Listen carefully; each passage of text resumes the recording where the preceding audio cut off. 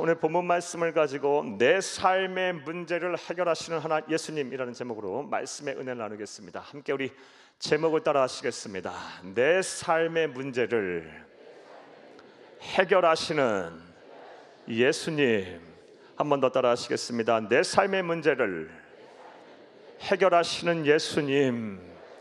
네, 고맙습니다. 감사합니다. 우리 옆에 사람 뒤에 분들 인사하고 하나님의 말씀 듣겠습니다. 하나님의 사랑으로 사랑합니다. 인사하시겠습니다.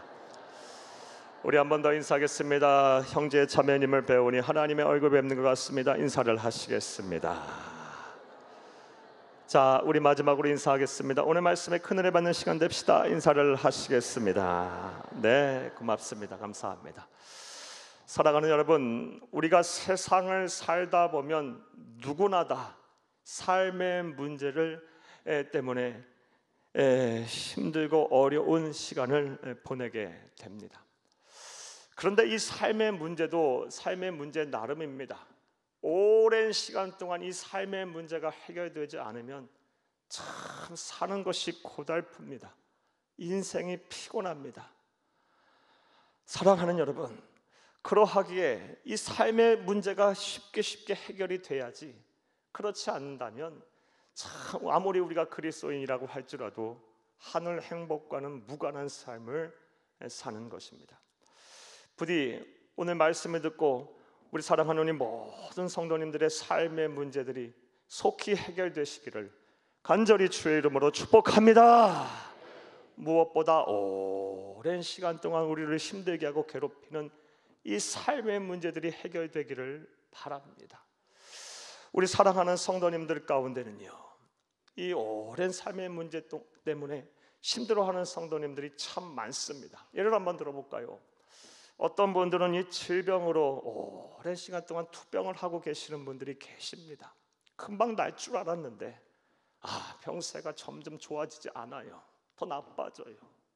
그런 분들도 얼마나 많은지 몰라요. 얼마나 본인은 힘들겠고 또 그것을 지켜보는 가족들 힘들겠습니까?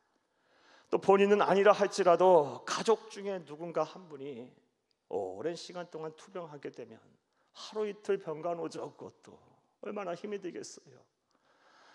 또 어떤 성도님들 가운데는요, 이 자녀의 문제가 해결되지 않아서, 자녀의 앞길이 열리지 않아서 오랜 시간 동안 참 힘들고 어려운 시간들을 보내고 계시는 분들 또한 많습니다. 자녀들이 쉽게 취업이 되지 않아요. 얼마나 본인은 힘들겠고 또 그것을 지켜보는 부모님들 입장에서 부모 입장에서 얼마나 괴롭고 힘들겠습니까? 또 자녀가 또 제때가 되면 결혼도 해야 하는데 결혼하지 않으려고 해서가 아니라 쉽게 배우자를 만나는 것도 쉽지 않고 또 결혼하는 문제가 또 생각대로 되지 않아서 결혼하지 못하는 우리 청년들 또한 많습니다. 얼마나 힘들고 어렵겠습니까? 또 어떤 분들은요, 이 자녀가 진하게 죽게 되지 않아서 또 진로가 분명하게 밝혀지지 않아서 힘들고 어려운 시간들을 보내고 계시는 분들이 얼마나 많은지 모릅니다. 사랑하는 여러분, 다시 한번 여러분에게 축복의 말씀 드려요. 하나님께서 오늘 말씀을 통해 은혜를 주시고 또 기도함으로 하나님께서 여러분의 삶의 오랜 문제들을 속히 해결해 주시기를, 올해가 가기 전에, 연초가 되기 전에 해결해 주시기를 간절히 주의 이름으로 축복합니다. 그래서 오늘은 우리가 어떻게 하면 이 오랜 삶의 문제를 예수 안에서 해결할 수 있는지 그 답을 본문에서 찾으면서 은혜를 나누고자 합니다. 그의 시간 되기를 간절히 바랍니다. 오늘 본문 말씀을 보게 되면 오랜 시간 동안 삶의 문제로 인해서 고통을 받고 있던 한 여인이 나옵니다. 그가 누구일까요? 오늘 보면 25절을 함께 보겠습니다. 12해를 혈루증으로 앓아온 한 여자가 있어. 무려 12년을 혈루증으로 고통을 받고 있는 한 여인이 오늘 본문에 나옵니다. 혈루증이 무슨 병입니까? 하혈을 하는 부인과 질환이에요. 오늘날에는 쉽게 이 병 고칠 수 있는 병입니다. 분명 의학적 치료가 가능합니다. 하지만 인류 역사를 통해서 이 하혈하는 유출병은요, 부인과 질환은 오랜 시간 동안 불치병이었어요. 사랑하는 여러분, 그러니 그것도 12년 동안을 하혈을 하는 이 부인과 질환으로 고통을 받았으니 이 여인의 삶이 어떻겠습니까?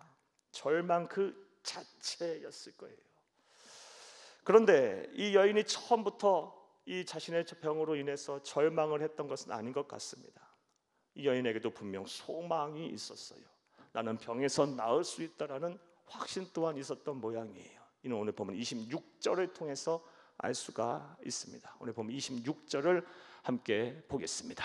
많은 의사에게 많은 괴로움을 받았고 가진 것도 다 허비하였을 때 아무 효험이 없고 도리어 더 중하여졌던 차에. 아멘.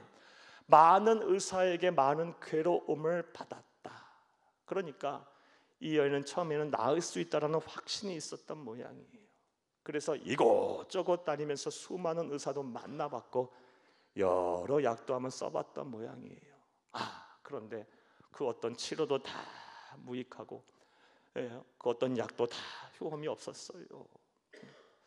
사랑하는 여러분, 소망은 점차 절망으로 바뀌어갔어요. 이 여인의 삶은요, 점차 나락으로 떨어져 갔어요. 거기다 우리가 읽었듯이 26절 말씀을 보게 되면요, 몸도 잃고 마음도 잃고 나아가 재산까지 잃게 됐어요. 아마도 이 물에 빠진 사람 지푸라기 잡는 심정으로 이것저것 찾아다니면서 좋다고 하는, 용하다고 하는 사람 다 만나려고 했을 거예요. 그런 가운데 사기도 당하고 이용도 당하고 또 여러모로 어려움도 당했던 모양이에요. 한마디로 이 여인은요, 건강이 있고 사람이 있고 돈도 있고 12년간을 오랜 삶의 문제로 인해 절망의 늪에서 허우적거리고 있던 그런 여인이었어요. 그런데 이 여인에게 있어 더 큰 문제는 따로 있었어요. 고통받고 있던 또 다른 문제가 있었습니다. 그것이 무엇입니까? 레위기서 15장 말씀을 보게 되면 이 하혈을 하는 부인과 질환 유출병은요, 구약의 율법에 의해서 부정한 병으로 취급을 받았어요. 이는 당시 위생 상태가 불량한 것을 고려해서 하나님께서 공동체의 안전을 지키기 위한 특단의 조치로 아마 내리신 모양이에요. 그래서 사회적으로 격리를 시켜버렸어요. 그러니까 이 여인은요, 건강이 있고 마음도 있고 사람도 있고 돈도 있고 거기에다 사회적으로 격리가 돼버린 그냥 외로움 속에, 절망 그 자체 속에 살고 있던, 그것도 12년간을 그렇게 살고 있던 여인이었어요. 사랑하는 여러분, 우리 성도님들 가운데도 크고 작고의 차이만 있을 뿐 오랜 삶의 문제로 인해서 사는 것 자체가 힘드신 분들 많이 계시라고 봅니다. 그냥 체념하듯이 어쩔 수가 없어서 그냥 죽지 못해서 사는 인생 또한 계시라고 봅니다. 하나님의 특별하신 위로와 섭리가 함께 하시기를 간절히 주의 이름으로 축복합니다. 자, 그런데 오늘 본문 말씀을 보게 되면 하나님이신 우리 주 예수 그리스도께서 이 여인의 병을 고치셨습니다. 할렐루야. 사랑하는 여러분, 단순히 병만 고치신 것이 아니에요.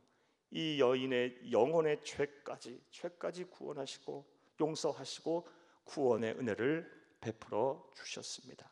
12년간이나 괴롭히던 오랜 삶의 문제가 예수 안에서 단번에 해결이 된 것입니다. 우리 성도님도 이렇게 은혜를 받아야 합니다.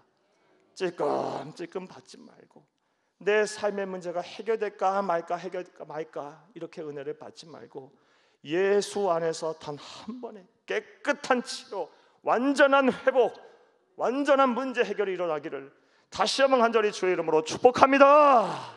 자, 그렇다면 이 혈루증을 앓던 여인 어떻게 해서, 사랑하는 여러분, 예수를 통해 이 오랜 삶의 문제가 해결됐을까요? 우리 또한 이 삶의 문제가, 오랫동안 우리를 괴롭히고 힘들게 하는 삶의 문제가 해결되려면 우리 또한 어떻게 하면 될까요? 자, 이제부터 따라하시겠습니다. 첫째로, 따라합니다. 첫째로, 오직 예수님만이 내 문제를 해결할 뿐이라는 절대 믿음을 가졌기 때문입니다. 예수님만이 내 문제를 해결할 수 있는 유일한 분이시다. 내 삶의 문제 예수님이라면 단번에 해결할 수 있는 분이라는 절대 믿음을 가졌기 때문입니다. 그냥 믿음도 아니고 절대 믿음이에요. 하나치도 의심하지 않는 이 믿음을 가졌기 때문에 하나님이신 예수님께서 이 여인의 병을 고치셨습니다. 오늘 본문 28절을 함께 보겠습니다. 이는 내가 그의 옷에만 손을 대어도 구원을 받으리라 생각함일러라. 아멘. 여인은 생각했어요. 예수님의 옷자락에 내가 손만 닿아도 나는 병에서 나을 수 있을 것이다. 특별하게 예수님께서 안수하거나 특별하게 선포하거나 기도하거나 어떤 치료의 행위 하지 않으셔도 내가 그냥 달려가서 예수님의 옷자락에 그냥 손만 대도 나는 병에서 나을 것이다. 예수님은 나를 고치시는 분이시다. 예수님은 나의 구원자가 되신다. 나의 생명의 주인이시다. 나의 삶의 주인이시다. 예수님이라면 난 모든 것을 할 수 있다. 나는 다시 행복해질 수 있다. 예수라면 난 다시 시작할 수 있다 라는 이런 절대적인 믿음을 가졌기 때문에 사랑하는 여러분, 우리 주 예수님께서 그 믿음을 보시고 능력을 행하시고 기적을 행하신 것입니다. 이와 같이 우리가 예수님으로부터, 하나님으로부터 우리의 삶의 문제를 해결받기를 원한다면 예수님이라면, 우리 주 하나님이라면 무엇이든 하실 수 있다. 나는 우리 주 예수님과 함께라면 다시 시작할 수 있다, 다시 일어날 수 있다라는 절대적인 믿음을 가져야 합니다. 우리 주 예수님께서도 이 세상 계시는 동안 이 절대적인 믿음을 우리에게 요구하셨고 강조를 하셨습니다. 이 말씀 보겠습니다. 마태복음 17장 20절을 함께 읽겠습니다. 이르시되 너희 믿음이 작은 까닭이니라. 진실로 너희에게 이르노니 만일 너희에게 믿음이 겨자씨 하나만큼만 있어도 이 산을 명하여 여기서 저기로 옮겨지라 하면 옮겨질 것이요 또 너희가 못할 것이 없으리라. 아멘. 겨자씨 하나만한 믿음만 있어도 어떻게 이 산을 옮겨서 저리로 옮기라 하여도 그리 할 것이라고 말씀하셨어요. 겨자씨 하나는 아주 작은 것이지만 그런 절대적인 믿음만 있어도 하나님의 능력이 나타난다고 하신 우리에게 주신 약속의 말씀이에요. 사랑하는 여러분, 여러분에게 한번 여쭙겠어요. 여러분은 예수님을 온전히 여러분의 삶의 주인으로 믿으십니까? 여러분의 모든 삶의 문제를 단번에 해결하실 수 있는 전능하신 하나님으로 믿으십니까? 아멘 소리가 좀 작은 것 같아요. 다시 한번 여쭙겠어요. 우리 주 예수 그리스도께서 여러분의 삶의 문제를 단번에 해결해 주실 살아계신 하나님이심을 믿으십니까? 여러분을 오랜 시간 고통 가운데 거하게 하는 그 삶의 문제, 질병이 됐든 자녀들의 진학의 진로의 문제가 됐든 또 취업의 문제가 됐든 결혼의 문제가 됐든 또 경제적인 문제, 부동산, 투자, 기타 등등 해결해야 될 가정과 개인의 막혀있고 묶여있는 모든 문제들 우리 주 예수님 단번에 해결하실 수 있는 분이라는 그런 믿음 있으십니까? 사랑하는 여러분, 절대적인 믿음을 가지세요. 하나님은 하실 수 있어요. 우리 주 예수님은 하실 수 있어요. 말씀 한마디로 온 우주 만물을 창조하신 분이세요. 이 절대적인 믿음을 사랑하는 여러분, 이 여인이 보였기 때문에 우리 주 예수님께서 이 여인의 병을 단번에 고치시고 구원의 은혜까지 베풀어 주신 것입니다. 자, 따라서 우리는 이 절대 믿음을 반드시 소유해야 합니다. 자, 그런데 문제가 있습니다. 무슨 문제? 이 믿음이 쉽게 생기지 않는다는 것에 문제가 있어요. 사랑하는 여러분, 믿음이 쉽게 생깁니까? 그렇지 않아요. 평생을 예수를 믿어도요, 구원의 확신이 없으신 분도 많이 계세요. 우리 성도님들 가운데도 계실까 걱정이에요. 평생 예수를 믿고 예배 출석을 했어도 내 마음에 예수님을 정말 나의 삶의 주인, 생명의 주인, 온 인류의 역사의 주관자임을 믿으시지 않으시는 분들이 얼마나 많은지 모릅니다. 이 믿음이 잘 안 생겨요. 이 믿음이 쉽게 생기지 않아요. 자, 그렇다면 이 여인은 어떻게 해서 이 믿음이 생길 수가 있었을까요? 어떻게 우리 또한 이 믿음이 생길 수가 어떻게 하면 우리가 믿음이 생길 수 있을까요? 오늘 본문 26절, 27절에 그 단서가 나옵니다. 26, 27절 함께 보겠습니다. 많은 의사에게 많은 괴로움을 받았고 많은 것이 다 도리어 있을 때 아무 혐이 없고 도리어 중하여졌던 차에 예수의 소문을 듣고 무리 가운데 끼어 뒤로 와서 그의 옷에 손을 대니 아멘.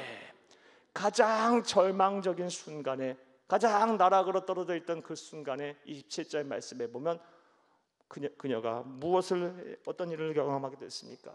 예수의 소문을 듣게 됐어요. 아마도 수많은 사람들이 이 여인 주변 앞에 와서 이런 얘기를 했던 모양이에요. 자, 봤어? 갈릴리 청년 30세 예수가 하나님의 아들이래. 내가 봤어. 그가 눈먼 자의 눈을 뜨게 하고 또 보리떡 5개와 물고기로 장정만 5,000명을 먹이고 12광주리를 남기는 그 기적을 내가 체험했어. 앉은 배가 막 일어나고 막 손이 비틀어진 자가 손이 펴지고 죽었던 자가 다시 살아나는 것을 내가 봤어. 그 소문 들었어. 그가 예수가 우리 마을에 오신대. 이런 소문을 이 여인이 들었던 거예요. 이 소문을 듣고 이 이야기를 듣는 그 순간에 이 여인의 심정이 어땠을까요? 마음이 어땠을까요? 제가 모름지기 생각하기에 이 심장이 막 터질 것 같은 흥분을 느꼈을 거예요. 이제 됐다. 이제 됐다. 예수만 만나면 난 내 모든 문제 해결받을 수 있겠다. 예수님의 옷자락만 난 손만 대도 나는 내 병에 나을 수 있을 것이다. 나는 막 믿음이 생겼을 거예요. 막 흥분이 돼서 막 예수를 만나야 되겠다. 어떻게든 예수를 만나야 되겠다. 막 두렵고 떨리는 마음으로 막 밤잠 이루지 못하고 막 흥분된 상태였을 거예요. 사랑하는 여러분, 이렇게 믿음은요, 하나님의 말씀을 들음에서 납니다. 들음에서 믿음은 생기는 거예요. 로마서 10장 17절 말씀에도 믿음은 들음에서 나고 듣는 것은 예수 그리스도의 복음이라 그랬어요. 성도가 하나님의 말씀을 자꾸 듣다 보면요, 처음에는요 믿음이 아주 조그마한 믿음이었다가 그냥 바람 불면 꺼지는 촛불 같은 믿음이었다가 자꾸 하나님의 말씀을 듣다 보면요, 어느 순간에는요 태풍이 몰아와도 꺼지지 않는 횃불 같은 믿음으로 변합니다. 저는 목사로 살면서 이런 성도님 정말 많이 봤습니다. 처음에 예배드리러 와서는요 자 뒤에 마치 끌려왔어요.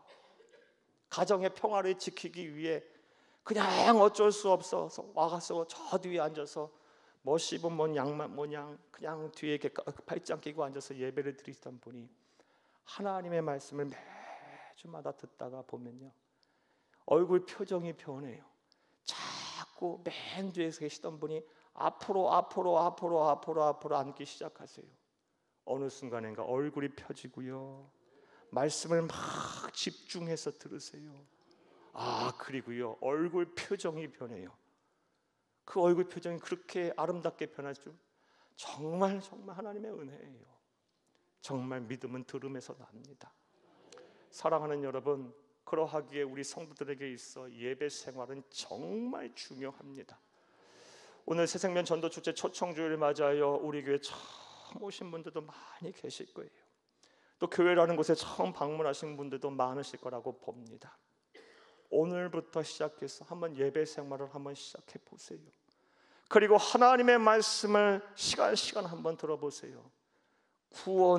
구원의 확신이 생길 것이고 삶의 의지가 다시 살아날 것이며 오랫동안 여러분을 괴롭히던 인생의 문제, 그 문제 해결될 수 있을 것이라는 확신도 생길 것이고 삶의 기쁨도 다시 회복되게 할 것이며, 사랑하는 여러분, 내가 어디로 와서 어디로 가야 하는지 인생에 대한 분명한 목표가 바로 잡히게 될 것입니다. 이런 은혜와 복이 저와 여러분 가운데 함께 하기를 간절히 주의 이름으로 축복합니다. 사랑하는 여러분, 이 여인이 어떻게 이런 절대 믿음을 소유할 수 있었습니까? 하나님의 말씀 계속 들었어요. 소문을 들었어요.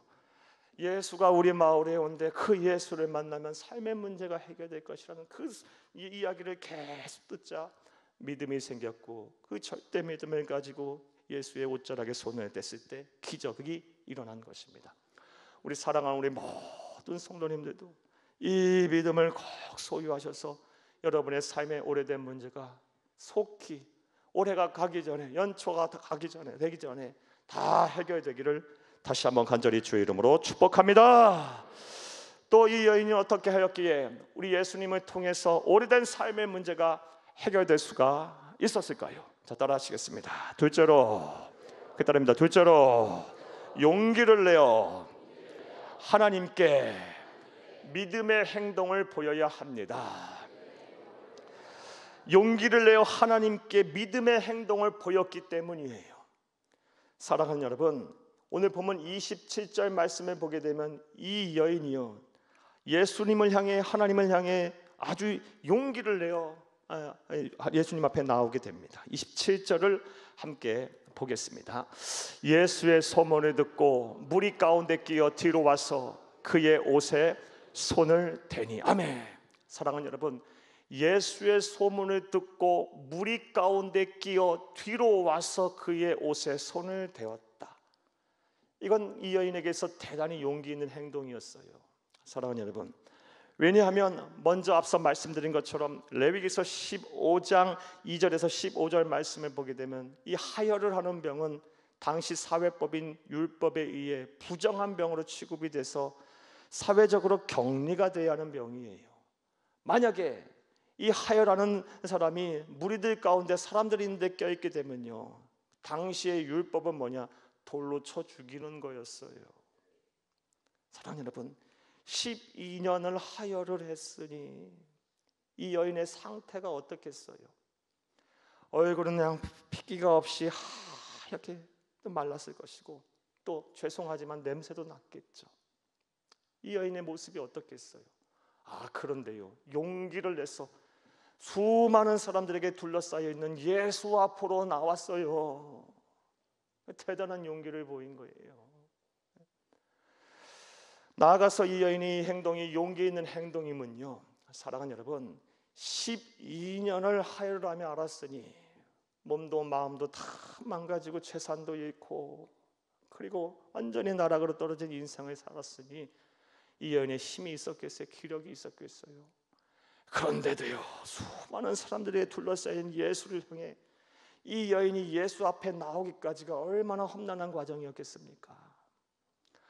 병든 사람이 한두 사람이었겠습니까? 예수를 만나고자 하렸던 사람이 한두 명이었겠어요? 그 사람들은 다 막 해치고 나는 어떻게든 예수를 만나야 한다, 어떻게든 예수를 만나야 한다, 그렇지 않으면 나는 살 수가 없다라는 이 심정 가지고 그냥 필사적으로 예수 앞에 나왔던 거예요. 대단한 용기 있는 행동이에요. 사랑하는 여러분, 하나님께서 기적을 행하실 때는 분명한 이유가 있습니다. 죄송하지만 예수 믿는다고 다 복받는 거 아닙니다. 다 삶의 문제가 해결되는 것은 아닙니다. 예수를 그리스도로 믿고 구세주로 믿으면 구원은 받겠죠. 그러나 이 세상을 사는 동안 다 복받고 다 형통한 삶을 사는 것이 아닙니다. 하나님 아버지의 마음에 합당한 행동을 보여야 합니다. 행위를 보여야 합니다. 이 여인의 행위를 보세요. 용기를 내서 예수 앞으로 나왔어요. 죽자 살자 죽기를 각오하고 수많은 사람들이 막 해치면서 예수 앞에 나와서 예수의 옷자락에 손을 대었고 하나님께서 기적을 행하셔서 이 여인의 병을 고치셨어요. 누군가는요, 이 여인이 아주 절박했기 때문에 그리 했다라고도 말하는 사람들도 있어요. 뭐 그럴 수도 있겠지만요, 저는 전적으로 이에 대해서 동의하지만은 않아요. 왜냐하면 저는 목사로 살면서 상황이 절박해졌을 때 오히려 신앙적으로 무기력해져서 예배도 못 드리고 기도도 못하는 성도들 많이 봤기 때문에 그래요. 이 여인은요, 용기를 낸 거예요. 의지를 불태운 거예요. 어떻게 하든 나는 다시 일어나리라 소망을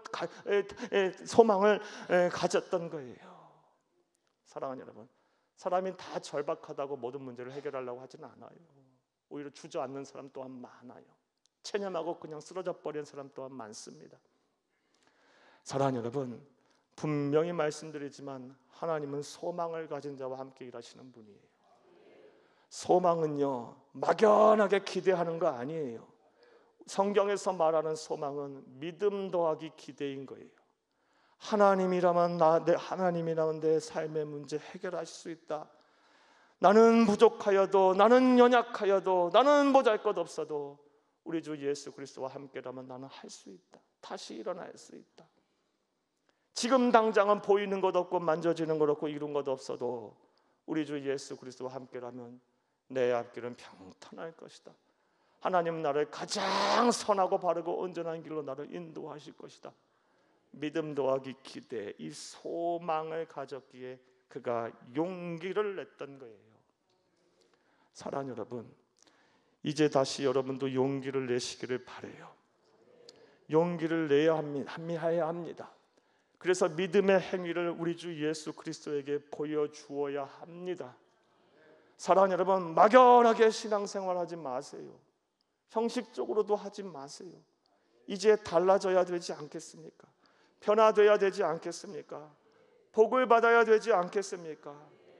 하나님의 능력으로 기적을 체험하고 기적의 주인공이 됐던 사람은 나와는 전혀 상관이 없는 다른 사람의 이야기, 더 이상 그리 돼서는 안 되지 않겠습니까? 나도 기적의 주인공이 돼야 하고, 나도 은혜 받는 사람이 돼야 하고, 나도 복을 받는 자가 돼야 되지 않겠습니까? 그러면 우리의 행위가 달라져야 돼요. 사랑하는 여러분, 하나님을 향한 믿음의 진보를 드러내 보이세요. 용기를 내세요. 다시 사명의 자리에 서세요. 다시 예배의 자리에 우뚝 서세요.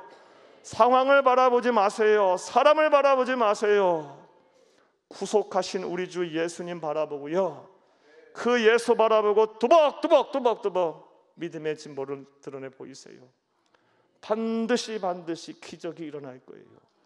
저와 여러분의 오랜 삶의 문제 또한 해결해 주실 줄로 믿습니다. 그래서 올해가 가기 전에 여러분의 정말 수건사업, 오래된 삶의 문제들이 다 해결되기를 간절히 주의 이름으로 축복합니다.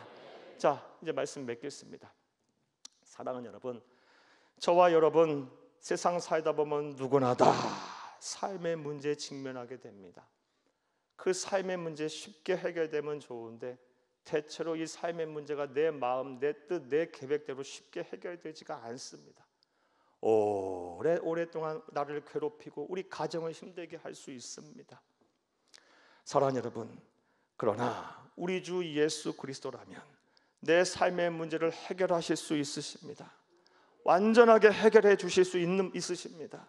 설령 오늘 예배 자리에 처음 나와서 하나님을 아는 지식이 전무하고 신앙에 대한 경험, 신앙에 대한 체험이 전무하다 할지라도 나 같은 자도 구원받을 수 있나요? 네, 있습니다. 나 같은 자도 기적의 주인공이 될 수 있나요? 네, 그러실 수 있어요. 사랑하는 여러분, 예수님과 함께라면 나 다시 시작할 수 있다, 내 삶의 문제 해결될 수 있다라는 절대적인 믿음을 가지고 체념하지 마세요. 포기하지 마세요. 소망을 가지고 용기를 내서 예수 앞에 다시 서세요. 우뚝 서세요. 예배를 회복하세요. 사명을 회복하세요. 신앙을 회복하세요. 반드시 올해가 가기 전에 속히 하나님께서 여러분의 삶의 문제를 해결해 주실 줄로 믿습니다. 그런 해가 임하기를 다시 한번 간절히 주의 이름으로 축복합니다. 축복합니다. 축복합니다.